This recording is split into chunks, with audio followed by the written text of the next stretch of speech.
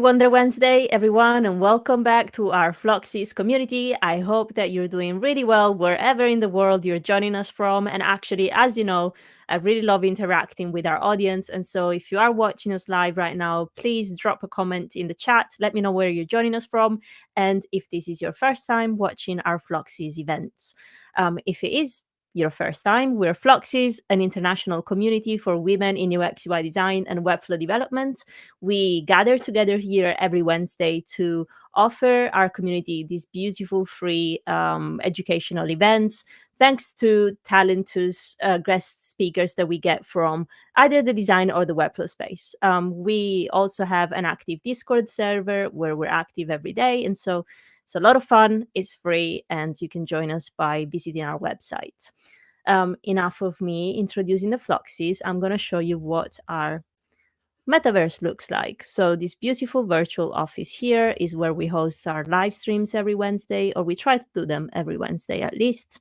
As you can see, this is our little office. We get together here during the week. We do some co-working, and we also have our auditorium. Thanks. Here we go. I did a lot of looking into how people present themselves, and I thought this was just a lot more fun. If you're going to talk to designers, you might as well have something that's nice to look at. Awesome. Hi, everyone. Sorry to crash your conversation here. I was just introducing, the talk and the audience to our event today. And it's so good to have you here with us, Orwell. I had some people in our Discord messaging me being like, hey, how did you find Orwell? He sounds like a great speaker. I was like, well, actually, he found us, which was amazing. And I'm so grateful that you applied to be a speaker. And when I've read your description of the topic that you wanted to talk about, I thought our community was a perfect fit for it. So really happy to have you here. But I'm not sure whether you were introducing yourself to the girls. And obviously, girls, happy Wonder Wednesday. It's super great to see you all here back with us. I know that you're an art director, freelance as well, a mentor. So maybe give us a little bit of a background on who you are before we get into the amazing talk that you've prepared for us. Well, actually, the second slide actually is just that. So my name's Orwell. I am an independent designer and art director, and also, yes, as Claudia said, a freelance mentor. So I focus on messaging and branding. So what is it that somebody needs to say in order to communicate with their audience, and then how do we present that in a way that it's visually appealing to them and also makes them stand out within their field. And then I've been a freelancer since 2013, and starting out doing the most basic of things, designing posters for my friends' bands, designing t-shirts, just doing stuff for fun, through to designing stuff for the likes of Doctors Without Borders.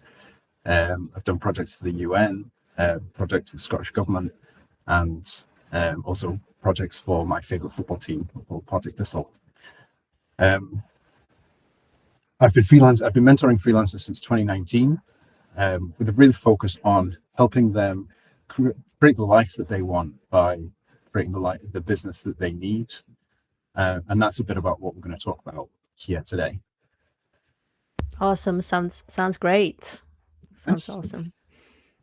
So, as I said, there's a few people there that I've worked with, just to give you an idea of some of my clients and the kind of projects that I might have done. So the main thing that I want to focus on with you today is just this. So most people don't consider the life they want before they start freelancing. So they jump in, they've got a skill that they like, something that they're really, really good at.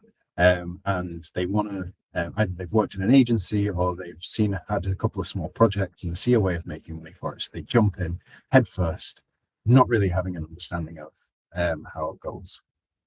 Is that familiar to anybody?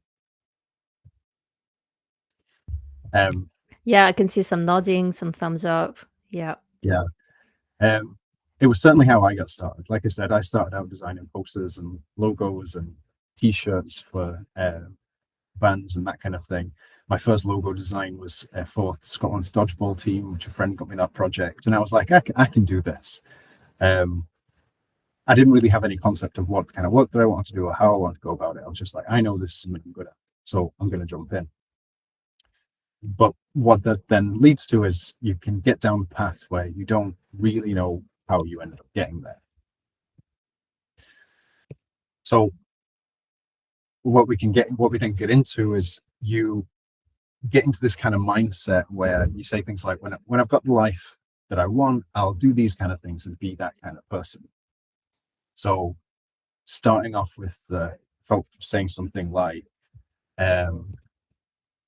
so this is the have, do, be. And it's like, when I have more time, I'll work out every day and I'll feel more confident about myself. So that, like, putting yourself in a place in the future, and it's like, when I am in this place in the future, I'll do these kinds of things, and I'll have this kind of feeling. So another example is like, when I'm making enough money, I'll work abroad for months and I'll push myself out of my comfort zone. And it's like, it's putting off the thing that you actually want, because what we're wanting here is the having the working abroad, or in the example from before, it's like the working out every day, but it's always like putting it off, putting it off. And the reason for that is that this way of thinking of that when I have the thing, when I have the stuff, I'll do the things and be that kind of person. But actually, what we need to do is flip that on its head. So instead of having the have, do, be, we have be, do, have. I'll be the kind of person that does the things so I can have the life that I want. So if you're thinking from a freelance point of view, it's like there are certain things that you need to do in order to continue to be a freelancer, but in order to have the kind of business that you need that's going to support the lifestyle that you want. So when you think about these digital nomads and that kind of thing, it's like they don't start by having the life. It's like they have to do the thing. They have to be the kind of person that does the kind of work that lets them have the life they want. Does this make sense so far? Yeah, I wonder, like, you know that we like to keep our events quite interactive. So if anyone here has got any questions at any point in time, feel free to drop them in the chat or just ask away, because this is a growth opportunity for us all. So let's make sure that we make the most out of these 50 minutes we have left. But yeah, I think, it makes sense up until now. And I love the fact that you have to picture sort of who you want to be before you start doing things that might not resonate with that person that you want to become. For sure. You don't want to end up down a path where, and as soon as this has happened to me, it happened to me even in the last few years, having known this stuff and been working with other people, it happened to me where I got to the point where it's like, why am I working with these clients? Why am I doing this? Is this bringing me happiness? So using that kind of the mentality of being the kind of person that does the things so you can have the life that you want. You can say things like, so I'm the kind of person who works out every day. It gives me more energy and it makes me feel confident about myself. It's a more active statement. It's a more empowering statement than waiting for being down the line, waiting for them to, have more energy. Or this as a flip of the working abroad. I love getting out of my comfort zone. I get inspired working abroad for months, meeting new people, finding opportunities I've never had at home. That kind of be the person that does the thing that has that life. When you flip those phrases, it gives you something, as I say, that's going to be a lot more empowering, and it's going to put you in a position of power. That's the point of being empowering. So that is that flip of be, do, have. And the reason we work it this way, the be, do, have, is because you can't, it never doesn't function the other way because of this. So is this, anybody seen something like this before? It's the identity iceberg. Not sure I've seen it for identity. I've seen it for other, like, sort of behaviors and yeah, no, I haven't. Don't know about anyone else. Yeah. Most of what we see with other people is the stuff all of what we see with other people is above the line. So their actions, their decisions, their behaviors. And if you are in a position where you're wanting to copy someone's marketing that you really like, and what you do is you copy it, then you're only copying the actions, their behaviors. And if you don't get the right outcome, then you're going to feel like, oh, well, that wasn't right, that wasn't good, or anything like this. But actually, when we're talking about this thing with be, do, have, what we're affecting is the stuff below the water.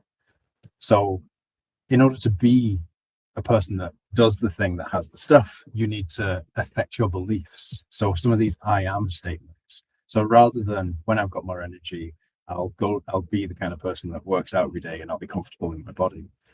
It's like if you can make yourself feel comfortable enough to go to the gym the first time, it shifts your beliefs. It shifts that feeling of identity, these I am statements. I am the kind of person that sends 5 messages to potential clients every day. I am the kind of person that goes to the networking event and speaks to 20 people. I am the kind of person that does whatever else it is that your business needs in order for it to provide for the life that you want.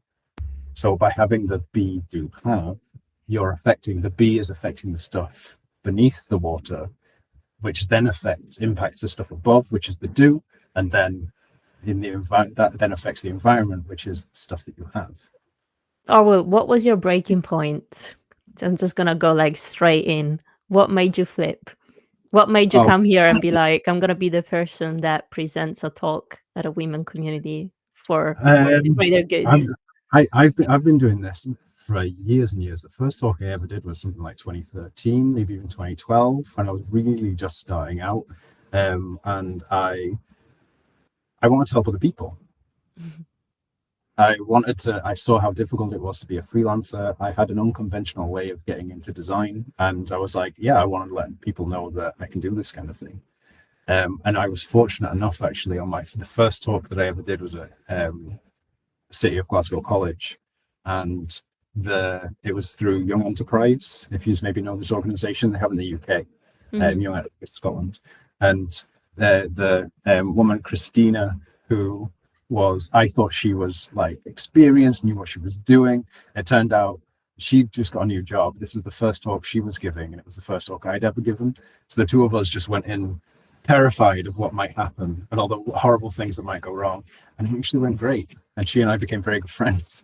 Awesome. I like that. And so was that the moment where you were like, that's it, I can be that person, I can Yeah. keep on evolving that? Yeah, I mean, I've always had like I've always had speaking roles or leadership roles. Like in my rugby team, I was the captain. When I've always put myself forward for doing things, because it's like, well, if you can save your friends some embarrassment and some fear, then why would you not do it? I love that. And I can see some comments in the chat from Camila. I can very much relate with having unconventional ways of doing things. And I also saw here from Irina in our Floxies. She says, I really love this flip. So Amazing. awesome. I'll let you carry on. Thanks. So just to give you the next little step. So we're going to do a bit of do it yourself. So you want to do this right now, but you can come back and watch the replay and check it out. So describe your ideal future. So the projects that you want to do, like the people that you want to work with, how much you want to earn, where you want to live, like the kind of what are you doing with your days, how many days do you work, all these kinds of things, and write it all down as much detail as you can. Then split it into 3 columns. So things I already have, things I can have soon, as in the next 6 months, 12 months, a couple of years maybe, or even shorter if you want, and then things that I can have later. So these things that you're going to have to work towards. And what you will find, everybody that I've done this with, what they have found is that this is the biggest column. That most people, when they describe their ideal future, they're actually describing just like a fine-tuned version of what they already have. So they've realized that they're already living 70% of their ideal life. You know, they're living in a home that they like, they're working projects that they like, with people that they like, they socialize in the way that they like, all these kinds of things. And that really goes a step, connecting it to what we're saying there about the be, do, have. It goes a step to show that you're already being a lot of your ideal. So you may have massive, massive goals and dreams, and you're on the journey to them. But like, if you're a millionaire, you're still probably eating the similar stuff to what you're eating. You're still probably socializing with people that make you feel the way you want to feel. All these like little things. So that kind of going from the be to have, the realizing that I need to step up and actually be that person, and then describing your ideal future and seeing that most of what you already have in for your ideal, you already have in your life today, is actually a big boost that helps you realize that you're nailing it.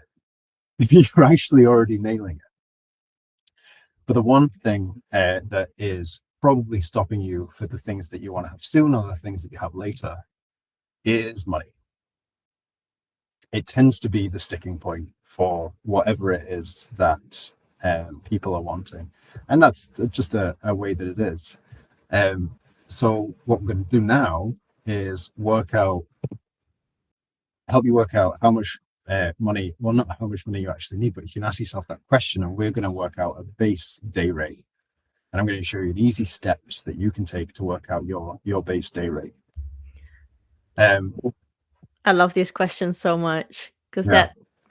that's what triggered part of my career switch, because my background is in education, and we all know how education is treated in the UK. Yep. So I was like, I think I deserve a job where I can afford to have 2 cappuccinos per day in London, which is expensive. And so that you're was one it. of those millionaires we talked about. No, not quite, but I can have a cappuccino and a half. Nice. Yeah. But yeah, it's actually when you work it out, when you say, okay, this is my ideal life, how much would that actually cost me? It's always less. It tends to be less than you actually think, and it actually is a very, very reachable number, and it makes the whole game that you're playing, because that's what we are. We're playing. It's a business is a game. It's like, it's not direct level ups and all that kind of thing. It's like open world, but the whole game that you're playing becomes very, very straightforward as soon as you understand the answer to that question. And especially when you've worked out this day rate that we're going to do together just now. So how much money do you actually need? So starting with the question of how much do you want to earn in a year? So if you just want to take some numbers for yourself as we go through, but as I say, you can come back and do the replay. So how much do you want to earn a year? And then add tax. So a hint for you, and you should probably write this one down if you don't know already. The way to add tax, if it's a flat 20%, is you take the number you want to earn in a year and divide it by 0.8. So that sounds strange, but what it'll do is it'll add on 20% of tax. So it's not times 1.2, it's divided by 0.8. So yeah, Irina, that's a good tip. So always add the tax, because then what you mean is how much you want to earn in a year, and then you're not taking away all the tax and you're left with less. So then you divide that number by the weeks you want to work per year. So if you want to have 4 weeks off, that's divided by 48. If you want to have 3 months off, divided by 40. So I'll give you a quick number that you'll need to earn per week. So that gives you a weekly rate. Then you take your weekly rate divided by the days you want to work per week. So whether that's 3 days a week, 4 days a week, 5 days a week. There's extra levels to this. So for example, if you can, you don't charge for every day that you work. For example, there's admin days and this kind of thing built in. So this would give you a day rate for chargeable days, which is one of the reasons we call it a base, because you use it as the foundation that you never go below, and then you try and go above it depending on your client. So that gives you a basic daily rate. And then just to recap, your basic daily rate is how much you want to earn per year plus tax. That number divided by the weeks you want to work per year, and then that number divided by the days you want to work per week. If you work it this way, the days you want to work per week could just be your chargeable days, because then it's still going to let you hit that yearly target that you're going for. But as I hinted towards, this is a basic daily rate. So this isn't what you want to be. You don't want to be telling clients this is your day rate. You can if you want to, but generally what you'll want to do is push above it so that you're always earning a little bit over. So if you work this out and it turns out your day rate should be 320 a day, push it to 400. If you're looking at maybe 450, maybe push it to 5. Give yourself a bit of space. Because this should be the number when you come into negotiations that you should never go below. It's also something you can say if your average project takes, so say your day rate is 500 and your average project takes 5 days, then you can say, okay, these projects start from 2.5 grand. Rather than saying, oh, I charge 2.5 grand for this, you can say, okay, my projects start from, which then lets the client know that that's the lowest you'll go. You'll maybe go above depending on features and like this kind of thing. I just want to check if do we have the room? Is that clear? Do we need to clarify any of that? Yeah, Heather's nodding. All right, all good. Yeah, because I could give an example. I can pull up a calculator and we'll work one through together. I think I would like that because you lost me at you lost me at number. Yeah, that's cool. Okay, so what we want to do is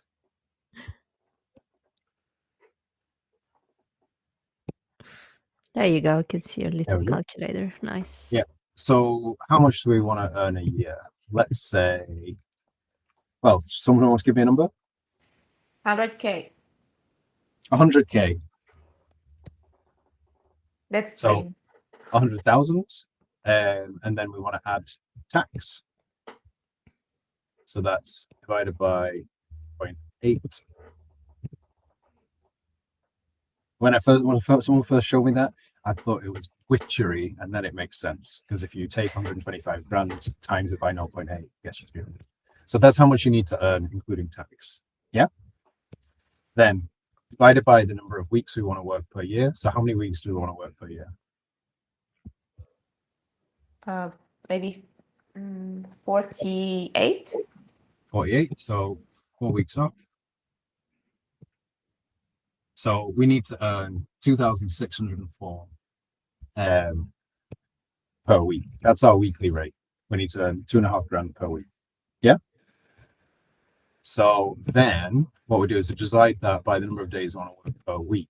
So how many days do we want to work per week? 4. Cool. Divided by sweet 4. Life, Ali. The thing is, this is actually so achievable. Is it? So a day rate of 651. Make sense? So so what we've done is we've said we want to earn 100K after tax. We've added tax to it, which is 125,000. We've then divided that by 48, so we want to work 48 weeks a year, so we've got 4 weeks off.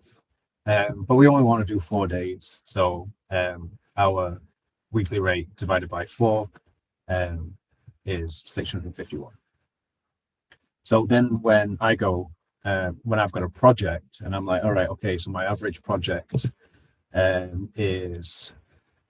takes 8 full days. So 8 times 651. So that project starts from 5,200. And it's a really quick rule of thumb. And as I've said, it would mean that if you did it, for example, where so we've got the 2,604, so that was our weekly rate, 2,644. If we wanted to work 4 days a week, but only did 3 days chargeable time, so for example, that 4th day was used for admin, for marketing, for whatever else it is that the business needs to function, what we can say is divide that by 3, and that means 868 is our day rate. So it will still get us to that same target because we'll do 868 times 3 times 48. So it still gets us back to that 125 grand. But it means that rather than having to sell 4 days a week, and then that fifth day, that Friday or Monday, being used for all our admin and all that kind of thing, it means we're doing 3 days project time, 3 days chargeable time, and then we've got a free day on the Thursday or wherever to do our admin. Yeah, exactly. Not all hours are billable. Yeah, spot on. Because we can actually break that down into an hourly rate, but obviously it'd start with having the base day rate that we talked about. Right, so we'll keep you accountable now, Ellie. It's October 9th. How long would it take, Orwell? Are we going into part 2 where you actually give us all the magic on how to make this math happen? Unfortunately, not on this workshop. I do have a workshop that's for that, but this was more focused on having that. How do you create that life? Then how do we get the numbers behind it? All right. Sorry, I'm happy to come back. Now you're accountable for it as well. Now Good. I'm accountable for it. So the next. So have you ever had decision paralysis? Because we go from the thinking about it and the imagining it and the getting the numbers behind it to, okay, this is a bit of the implementation. The way I got over my decision paralysis, I have all the time. I just, if I don't know what it is I'm going to do, I'm happy to like just do a load of busy work and then get to the end of the day and go, nothing's got done today. The way I got through it is to create something called a default diary. So it's like, well, what would you do when you have nothing planned? And I'm going to show you exactly how to do it. So does anyone going to use Notion? Yeah, a few people. Yeah. Then if you message me afterwards, I'll be happy to share this with you if you find it useful. So to create a default diary, you start by listing everything your business needs in order to function. So I've just made an example here. So do your taxes, pay for your website hosting, weekly planning, client calls. So it's like not the project delivery, but all the functional things that you need. Friday review, all this kind of thing. So start by making this list, huge list of everything that your business might need. And then next, add a frequency to it. So I've got here is, in fact, I'll organize it for you. So we've got daily, weekly, monthly, quarterly, yearly. Yeah. That'll give you an idea of, it'll give you an idea of what needs to happen and when. And then the next section is to add dates. So the first one is just brain dump, get everything out there. What is it that I need to do, from the watering the plants in your office to paying the taxes at the end of the year, like get it all out. Then for the weekly stuff, how many days you're going to work, you duplicate them out, and then you can stick dates on them. So I've set this up for the month of October. And what this then means is, if you split it into calendar view, what we have here is the 7th, 8th. So this is just Monday to Friday of this week. And we see here, morning routine. You click into your morning routine, you can drop it in there and make sure you do it. Morning mind dump. So this is something that I do before I start my day. Once I get to the office, I make myself a cup of tea, sit with a small notepad and just look out the window. And then everything that comes to my mind, I write it down and then I add it into my default diary. So that's to make sure that I'm keeping track of absolutely everything that comes to my mind. Otherwise, I just distract myself. Otherwise, it's like, damn, need to do that thing. And I stop doing this very important thing that I'm doing and instead go away and focus on this other thing that's got to mind. Then in here, we've got weekly planning, client calls, like all these kinds of things. So I've added in this next level of, so here we've got the stuff that's just for the default diary, that big list. And then what I do for myself is add in the day-to-day stuff. So I've already got the structure of morning routine, morning mind dump, message the clients, and then here I've got, okay, onboarding a new client. I'm doing this project phase 1, and I can put information to there. Attending the workshop, sending out invoices, whatever.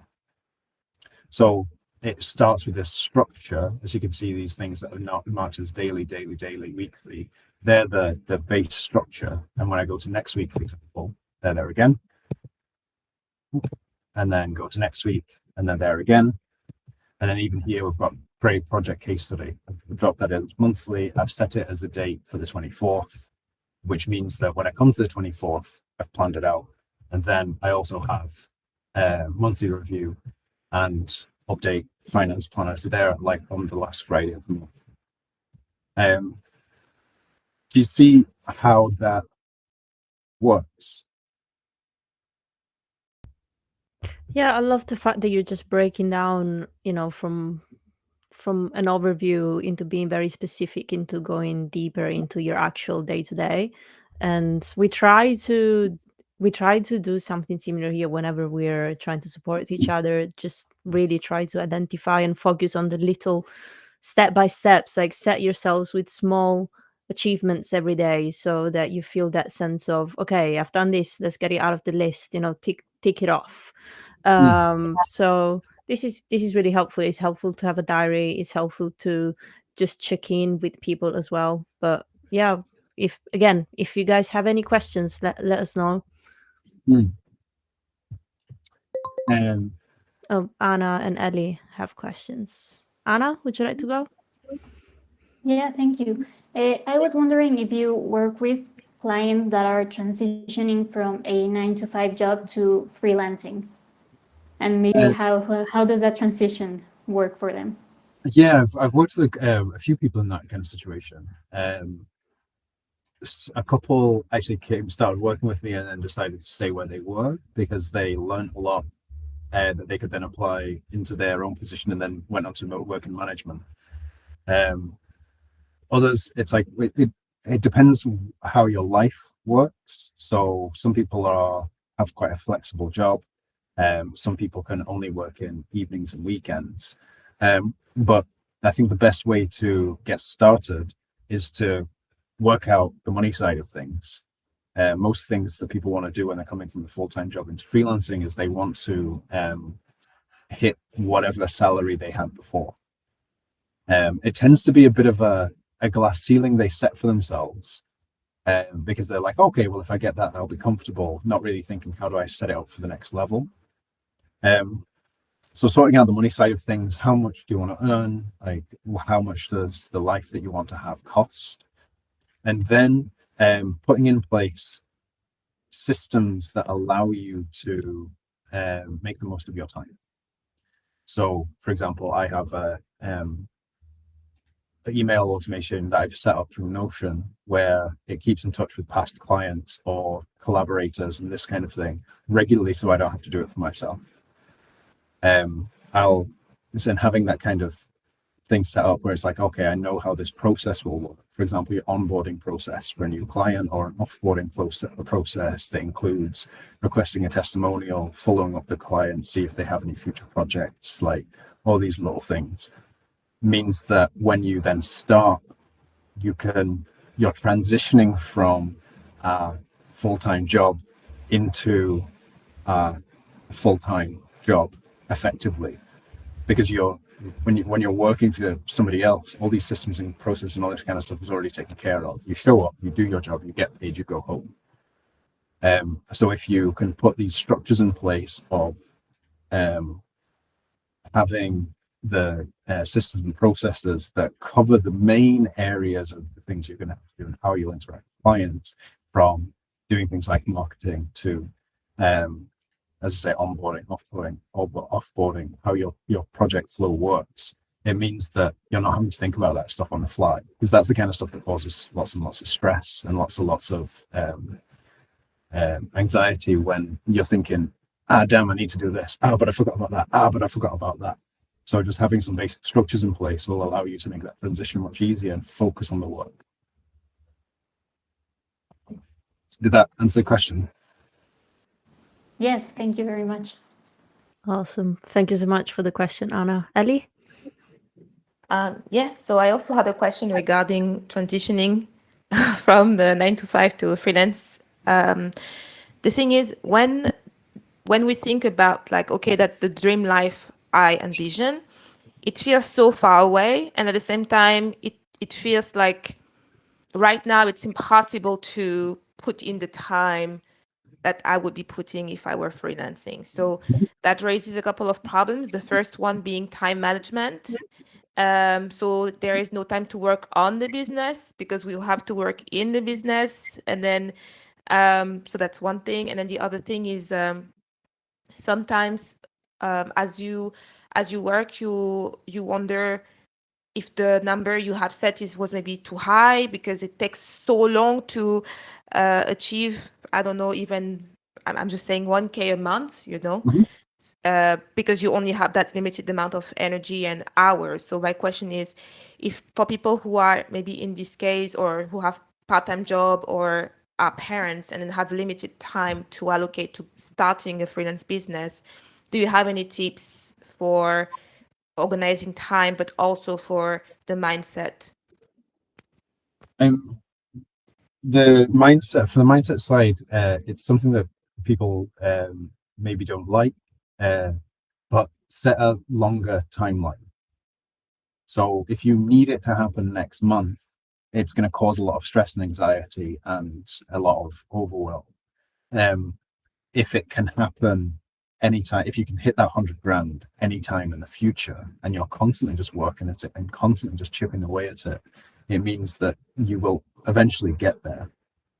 So there's a book by Viktor Frankl called, I forget what it's called, but basically he's and sorry if this is a bit of a heavy topic.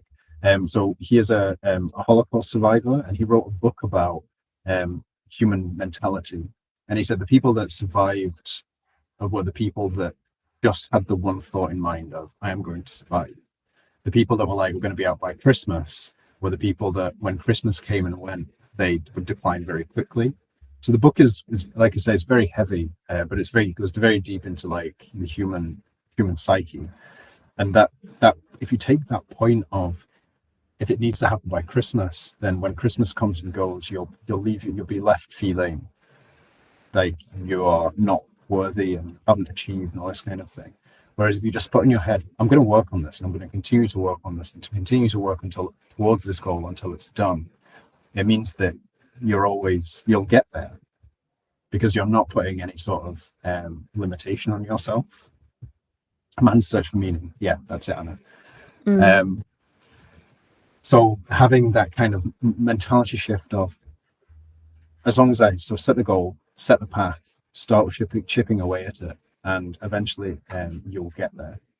As far as the systems are concerned, the only answers I can really give you are quite general, but like looking at things like email automation for people that you want to reach out to, taking away things that are going to take physical effort, emotional effort, and time. They're the ones that you want to hit the most. So for me, doing outreach to clients or keep in touch with old clients is something that takes a lot of emotional effort. I can't be bothered with it. I think they're gonna, whatever message I write, I think it's not good enough. Like, they're not gonna respond anyway. What's the point? Blah, blah, blah. I've got so many things I can talk myself out of it. Even this far into my career, 13, 14 years into my career, I still have this. Whereas I have a automated system, it emails them 5 times a year. Hey, how's it going? Do you want to catch up? Can you refer me? Can I give you a branded messaging order? Then, hey, how's it going? Can you refer me? So that those messages go out every 70 days and get sent out to them. And it means that I set it up. It took me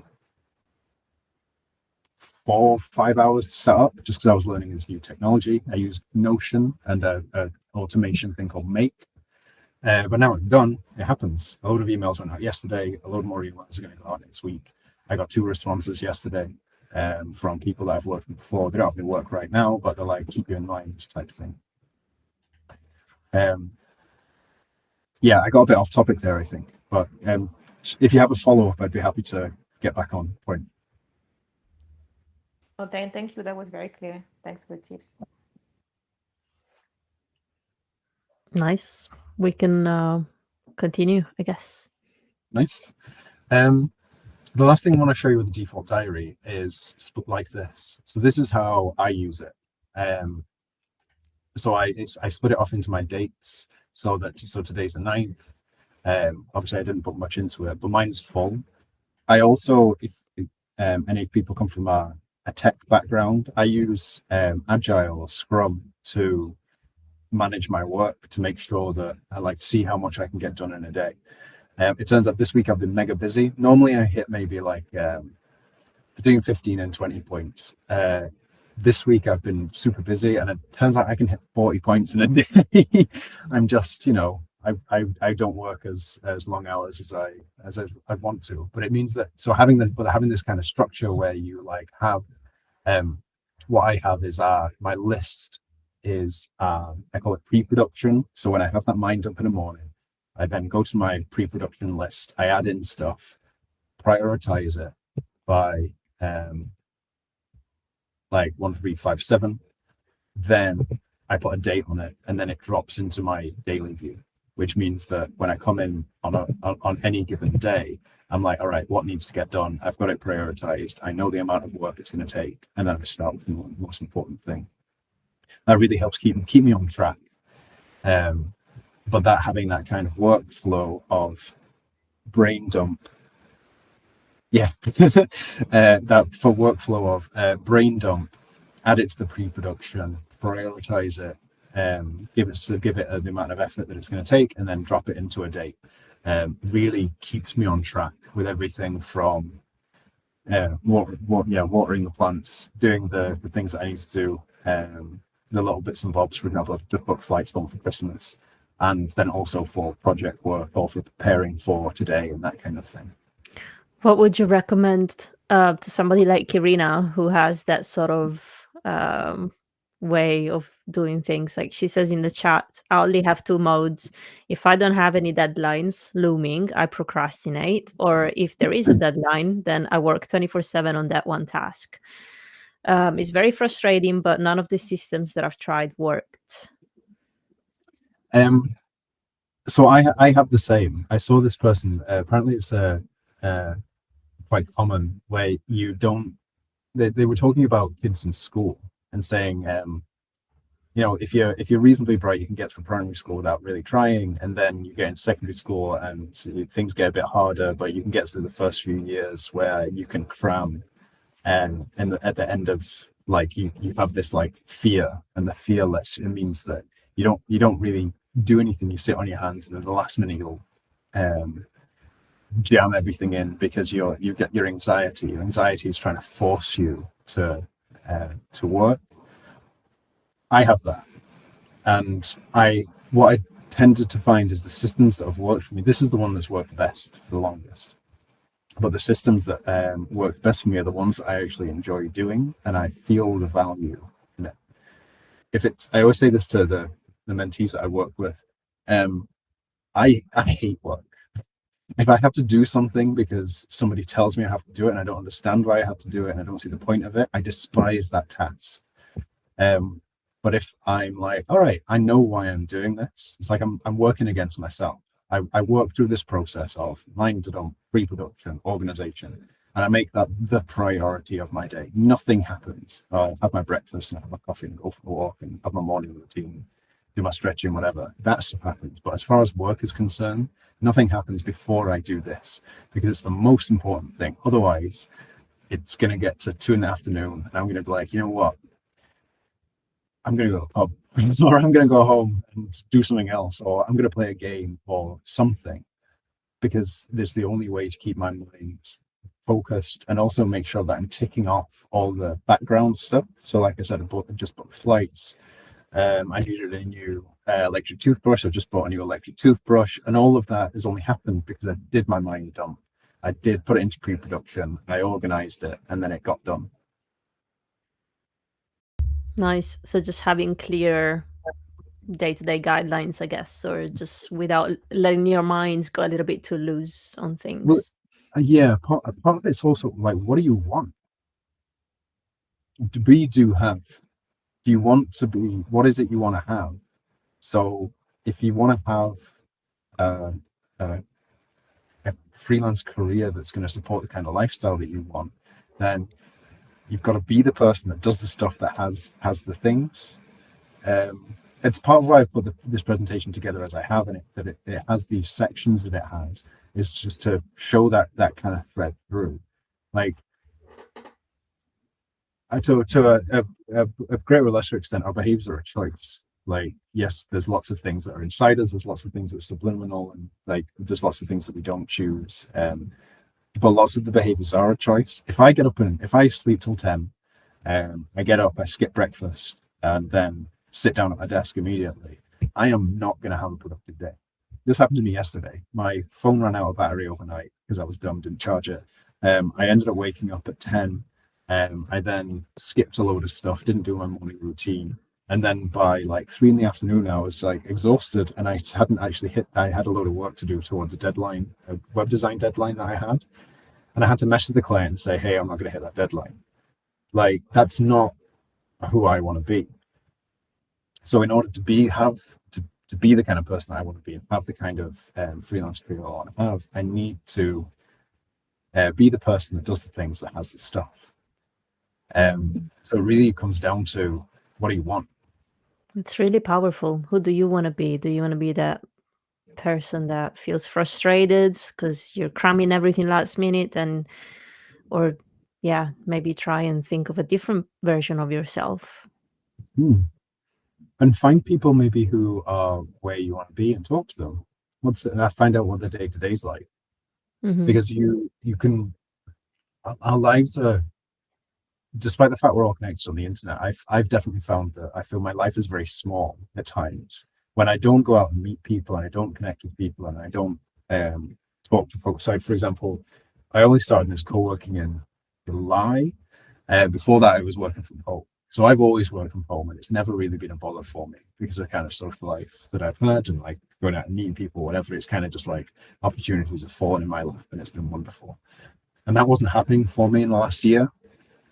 So my world became very small. I got up, I'd walk around the area that I lived in Berlin and all this kind of thing. But then I'd go home and I'd be on my own. I wouldn't necessarily talk to anybody all day.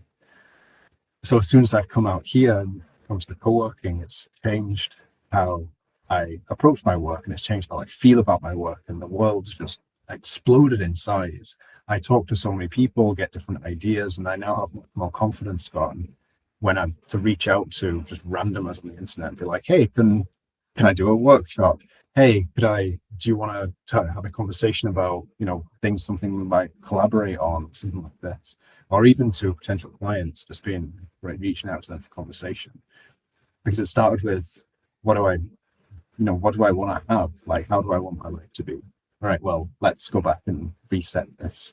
I need to be the person that does the things, I need to be the person that goes out and gets out of the house to actually engage with people so that we can have opportunities falling in my lap again. And I'm so happy and grateful that you did reach out and that you came here Me today. too. Super fun. So we've got a couple more slides. We're coming to the end, if I have to carry on. Sure, by all means. Perfect. So be the kind of person that does, that's the core of this, as we've just gone through. Be the kind of person that does the things so you can have the life. But what if you don't get it? What if you get up every day and you go to work and you try? What if you do all this stuff when you've got the full-time job and you're trying to go freelance and it doesn't work out? And what if everything goes horribly wrong? Or even if it doesn't go horribly wrong, but just like doesn't quite work out? The answer is, you're wonderful with or without it. Like, getting the big jobs doesn't affect who you are. Working for, whatever brand that you idolize doesn't affect who you are.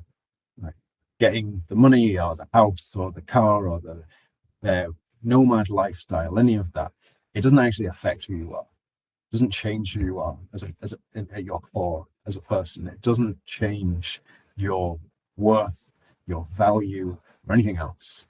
It's just work. It's just part of the game. Like, the people that have the kind of stuff that you might aspire to have doesn't mean they're better people, doesn't mean they're nicer people, doesn't mean they're better than you in any way. There's so many things behind the scenes. There's luck is the biggest factor in every part of life. So whether it all goes wonderful or it all goes terrible or anywhere in between those two things, like, you're wonderful with or without it. And that's where I would like to end. Beautiful, beautiful words, beautiful end. And I definitely agree with all of that. And that's what we try and do, in the community every single day. Whenever somebody's having a bad day, me included, and the girls here know it really well, I I use the community. They're like my support bubble. And we, at the core, we're humans, and everything else is a construction that society is putting on us, but it doesn't have to change who we are at the core. And I really loved that you said that as well. What you have here: create the life you want by creating the business that you need. So that's what I work towards. So it's not about the business, it's about the life that you need. So it's just giving a bit of information as to where you can find out more about me. But yeah, if you go with that idea that the reason you're doing this is to create the life that you want, and what you need to do in order to make it happen is create a business that you need. Amazing. Awesome. Well, I would like to ask everyone here in the community to press F on your keyboards. Everyone press F. There you go. Let's throw him. There you go.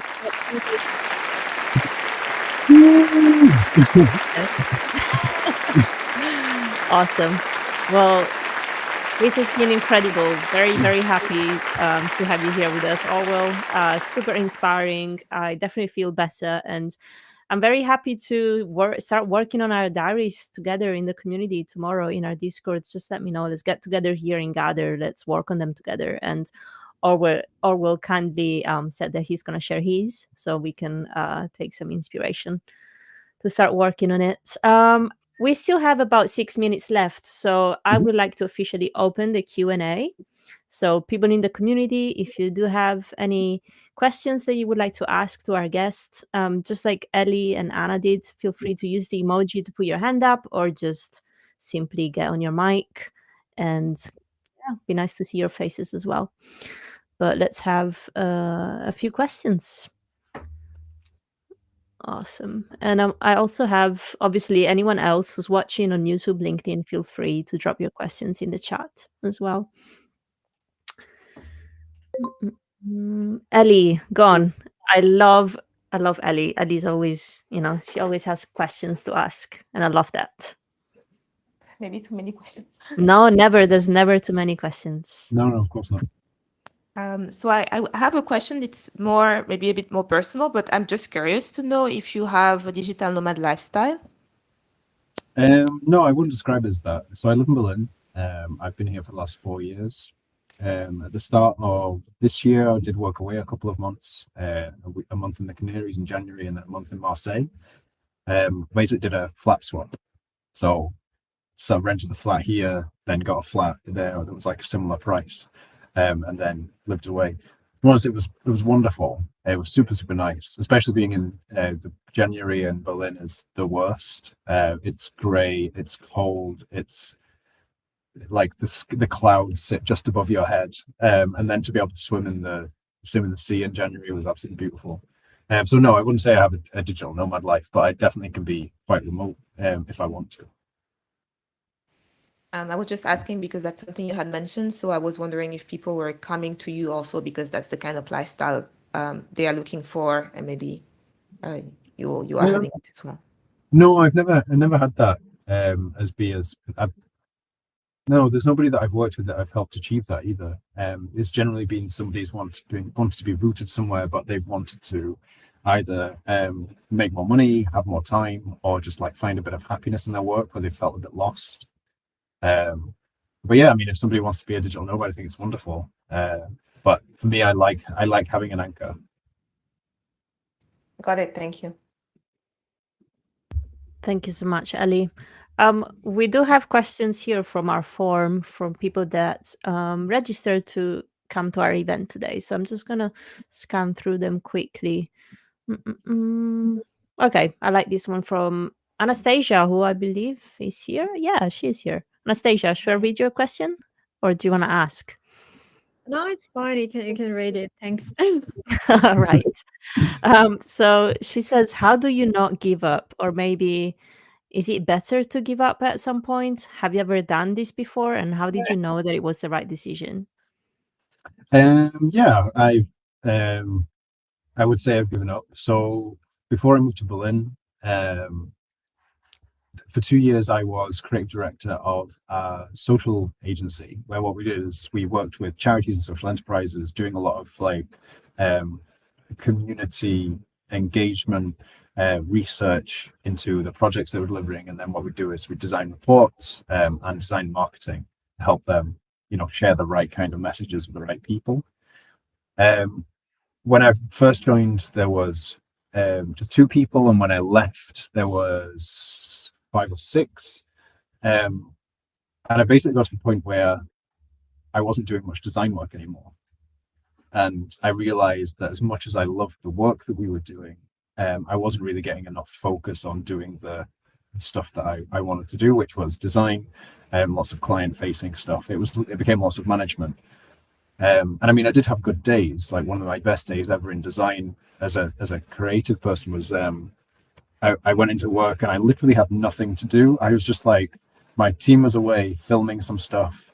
But the writers were working on the thing that they had to do. And I was just kind of like, I feel I should be doing something, but actually everything, all the projects are being moved forward, everything's being done, all that kind of thing. And it was kind of this real satisfying moment. But yeah, I got to the point where I realized that it wasn't what I wanted to do for the next few years. So came back to freelancing. And it wasn't, it was giving up, but it was more moving in the direction that I wanted to go in. And Okay, this is, sorry. Yeah, thank you so much. And in this case, did you already did a lot of work outside of your work? So you had a good base of clients that you decided to move, or you just decided to move to the freelance? And let's see how it goes. Yeah, it was very much a move to freelance and see how it goes. I'd obviously worked with lots of people before, but I'd kind of all my projects were tied up in the business. Like when I joined the business, I brought projects along. It was one of the benefits for them, as well as getting a person to come to do the creative director. They also then got more work that came in from the design side. But then what I did is just start emailing everyone I worked with, getting back in touch with folk, just kicking off the machine again, blowing off all the dust. And I believe it would have gone a lot better had it not been for COVID, which was not ideal. And then I'm to Berlin. So, I packed lots of stressful things all into one spot. Yeah, I got it. Thank you. What I will say is giving up, there's no such thing as giving up. There's no such thing as failure until you actually sit down and decide to do nothing. If you're always going towards what you want to, what's making you happy or your own happiness, then, or even your own feeling of security, that's fine. You can, if you think of it as climbing a mountain, you can walk fast or you can walk slow. You can slow right down. You can be running it if you want, or you can walk it. You can sit down on a rock and appreciate the view of how far you've come so far. None of these things are failure. None of these things are giving up. They're just, deciding that what is it you want in this moment or need in this moment. Yeah, thank you so much. Absolutely great with this. Nice. Awesome. Orwell, we do have more questions, but we're also at time. So I think you can either come back or... I'd be happy to stay if that was useful. Sure. You know what? Let's take one more and then I'm going to let you go. And also I've shared your LinkedIn on social media. So if you do have more questions, by all means, go ahead and connect with Orwell. You could see Please do. today how amazing he is, and also here for the Floxies, dropped your link in the chat. All right, Yes. last question. I saw question from Norma on LinkedIn. How does one learn to pace themselves healthily as they do pre-planning of their daily tasks? I live with ADHD and often have trouble stopping my hyperfocus. So two things, time blocking and Scrum, or Agile as it's called. I'm going to pull this off, and I don't know how much of it I could actually show you, because I want to give a good example.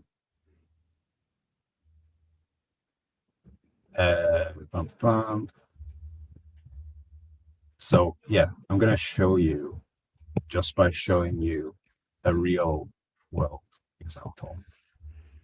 We like a real world example. Nice. So window, blah, blah, blah. Okay, so what we have here is how I work it. So as I've showed you before, I've got my pre-production, that's where I dump everything in. And then in here, so for example, today, prepare for the workshop, reschedule LinkedIn posts, reconnect with somebody, organize a call, and that. So in Scrum, you, rather than giving something time, you give it effort. So I didn't do this at all. But the numbers you'll use are, you can use any numbers you want, but it's like how much effort does something take compared to each other? So organizing a call with Nick is a 1, takes the minimum effort. Rescheduling my LinkedIn posts is in taking what's already existed and just scheduling them for another time. It's a 5, prepare for the workshop, another 5. I had to put the presentation together, go through it, test it, all that kind of thing. And then doing the website updates I want would be a 13. So what I know is so today I've got 25. In the past, so for example, this is the day that I got the 36 done, and this day I got a 16 done. So what it means is I can see how much on average I can do in a day, which means if I've 36 has been the max that I've done, and based on the done list here, I've got 3s, 8s, my 36, I've got a 16, and then that's a 4. But it means I then get an average of what I can do. And that helps me in my head say, all right, today I did a 25. That's, yeah, I know 36, wild. Most of it was 1s though, don't worry about it. There's lots of 1s and 3s in there. But if that means I get to the end of the day and it's like I've done a 25, I'm like, that's awesome. If I get to the end of the day and I've done a 5, it's like, maybe there's more I could have done there. If I then get to, between 15 and 25, then that's probably my sweet spot. 36 was I did a long day yesterday because I had loads of stuff to get done. But having that time block of saying, all right, I'm going to, so prepare for Wednesday's workshop, I'm going to give that 2 hours. Probably what I'd say is I'll give that an hour and a half, knowing it will be 2 hours, and then time it. I use a thing called toggle. And that's one of my non-negotiables. When I'm working on project work, I time my work so that I know how much time I'm spending on this, so that I know if my daily rate is worthwhile, my basic daily rate. But having that combination of time blocking, saying, so I go through I write my stuff down, as I said, do my brain dump in the morning, do my pre-production, drop it into the dates that it needs to get done in. And then I have an amount of effort, right? That's going to take a 25 a day. Then I'll know I've got a decent amount that I know I can work through because I've done it before. But also then using that time block of saying, okay, well, a 5 is going to take me maybe 2.5 hours max. That means that 2 5s together is going to take me 5 hours, which means that probably I've gone a bit more far. But you know, that kind of way of working it out as you go. So today's workshop, it took me an hour and a half to prep for it. I've not rescheduled my LinkedIn posts, but from previous experience, I know it would take about the same, which means that probably a 20 is about right, and I wouldn't actually get that 13 done. Ansley, I'm sorry if I mispronounced your name, but yeah, it's totally that. It's like scoring the task in effort rather than time. Because we always, as I've even just said there, I'd say it'd take me an hour and a half, maybe 2 hours. Like if you ask somebody how long something will take, it'll always take longer. Always, always, always. Whereas if you say, all right, compared to this task, how much effort is this task? Then you can say, well, reconnecting with Carmen, that's a 1. And then preparing for the workshops, probably either 3 or 5. It lets you more, so you got a more useful metric to measure something's effort rather than the time itself. Mm-hmm. And some things might have, smaller efforts just because of the nature of those tasks. So Yeah. you can choose like, I work a lot with energy, and like you know when you're most productive during the day. So maybe have your low hanging fruits, I don't know, first thing in the morning when you're having your coffee, and then have, really focus down like we do when we do our focus hours on a Monday. Like for 60 minutes, I'm going to choose the one task that I've been procrastinating on that I need to tackle today. And so I'll get it done within that time frame. So yeah, it's really, really important. I hope that helped, Norma. Because just to add to that, that's what I have. So good morning, afternoon, quarterly, evening, whatever. So I do exactly that, and my focus comes in the morning. So my important work. Love that. Well, Orwell, thank you so much. This has definitely been an inspiring conversation, and lots of food for thoughts for us, and lots of we can add one extra task on our to-do list, create our diaries, but at least it's going to help with all the future ones that we'll have ahead. So yes, thank you again for being here. Let's connect. Obviously, this doesn't have to be the last time we speak. I actually would love to continue collaborating with you. So this was an immense pleasure to have you here as our guest today. So have a great evening. Thank you again. Yeah, thank you so much. And everyone else here at Floxies as well. Thank you all for coming, for being amazing, and for being willing to grow every week. You showing up to these things, to these events and these talks really shows how great you are, as people, and at the core, how much you're focusing on your growth, which is really, really important. So well done. Thank you all. Have a smashing week, and I'll see you in our Discord. Thanks, everyone. Have a Take good night. care. Good Thank you. night. Bye-bye. Bye.